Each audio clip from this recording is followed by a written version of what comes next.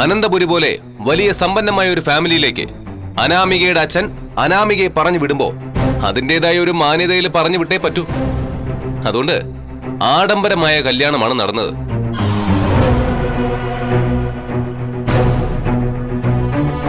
അതിനുവേണ്ടി ഒരുപാട് പൈസ ചെലവായി. ആ പണമൊക്കെ അനാമികയുടെ അച്ഛൻ കണ്ടെത്തിയത് പലിശയ്ക്ക് എടുത്തിട്ടാണ്. അനിരുദ്ധ ബന്ധം പിരിയണമെന്ന് വാശി പിടിക്കുകയാണെങ്കിൽ ആ പണമൊക്കെ മുതലും പലിശയും സഹിതം കിട്ടണമെന്നാണ് അനാമികയുടെയും അനാമികയുടെ അച്ഛന്റെയും വാദം, അല്ലേ? അല്ലാതെ ജീവിക്കാൻ വേറെ മാർഗമൊന്നും ഇല്ലാത്തോണ്ടാ. അനിയെ അനാമിക കല്യാണം കഴിക്കുന്നതിന് മുമ്പ് അനാമികയുടെ അച്ഛൻ ആരുടെ കയ്യിൽ നിന്നും കടം വാങ്ങിയിരുന്നില്ലേ? കടം വാങ്ങിയിട്ടുണ്ട് യുവർ ഓണർ. അതുകൊണ്ടാണ് എതിർകക്ഷിക്ക് ഒന്നും പറയാൻ കഴിയാത്തത്. അനാമികയുടെ അച്ഛന്റെ ചരിത്രവും കോടതിക്ക് മുമ്പിൽ ഞാൻ കൃത്യമായി സമർപ്പിച്ചിട്ടുണ്ട്. സ്വന്തമെന്ന് പറയാൻ ഒരു വീടില്ല, വണ്ടിയില്ല. പക്ഷേ പുറത്തുനിന്ന് ആൾക്കാർ നോക്കുമ്പോ വലിയ വീടുണ്ട്, നല്ല വണ്ടിയിലാണ് വേണു മോളെയും ഭാര്യയും കൊണ്ട് സഞ്ചരിക്കുന്നത്. ഇതൊന്നും പക്ഷേ എതിർകക്ഷിക്കോ അവരുടെ വീട്ടുകാർക്കോ സ്വന്തമല്ല. എല്ലാം കടവാണ്. കല്യാണത്തിന് മുൻപും അങ്ങനെ തന്നെയായിരുന്നു.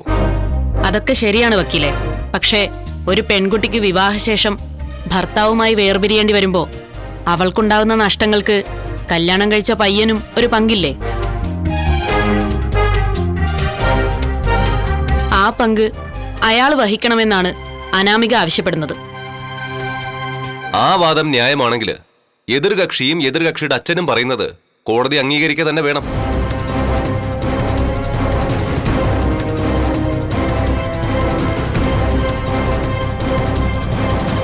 അനാമികയ്ക്ക് അനിരുദ്ധിനെ പിരിയാൻ താല്പര്യമില്ല, അല്ലേ?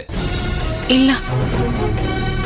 പക്ഷേ എന്നെ ഇഷ്ടമല്ലാത്തോണ്ട് ഞങ്ങൾ ഒന്നിച്ച് ജീവിക്കുകയാണെങ്കിൽ അനിയേട്ടൻ ആ ഇഷ്ടക്കേട് എന്നോട് കാണിക്കും. പക്ഷേ അത് മുൻപ് കാണിച്ചിട്ടുള്ളതും എന്റെ കക്ഷിയെ ശാരീരികമായും മാനസികമായും നോവിച്ചിട്ടുള്ളതും അനാമികയാണല്ലോ. അത് കോടതിക്ക് ബോധ്യപ്പെട്ട കാര്യമാണല്ലോ. അതൊക്കെ എന്നെ സ്നേഹിക്കാത്തതിന്റെ ദേഷ്യം കൊണ്ട് ഞാൻ ചെയ്തു പോയതാ. ന്യായമായ കാര്യം. സ്വന്തം ഭർത്താവ് ഭാര്യയെ സ്നേഹിച്ചില്ലെങ്കിൽ ആർക്കായാലും അങ്ങനെയൊക്കെ ചെയ്യണമെന്ന് തോന്നും. അതവിടെ നിൽക്കട്ടെ. വിവാഹത്തിന് മുൻപ് അനാമികയ്ക്ക് ഒരു പയ്യനുമായിട്ട് അടുപ്പം ഉണ്ടായിരുന്നെന്നും ആ പയ്യൻ അനാമികയെ വഞ്ചിച്ചപ്പോഴാണ് അനാമികയുടെ സമനില തെറ്റിയതെന്നും മുൻപ് അനാമിക സമ്മതിച്ച കാര്യമാണ്. അതൊക്കെ ശരിയാണ്. ആ, അന്ന് നടന്നതൊക്കെ കോടതിക്ക് മുമ്പിൽ ഉള്ളതുകൊണ്ട് നിഷേധിക്കാൻ പറ്റില്ല. എന്നാ അനിരുദ്ധമായിട്ടുള്ള കല്യാണത്തിന് ശേഷം അനാമിക മറ്റൊരു പയ്യനെ സ്നേഹിച്ചിട്ടില്ലേ? ഇല്ല. പിന്നെ ആരാണ് ഈ സ്റ്റെബിൻ?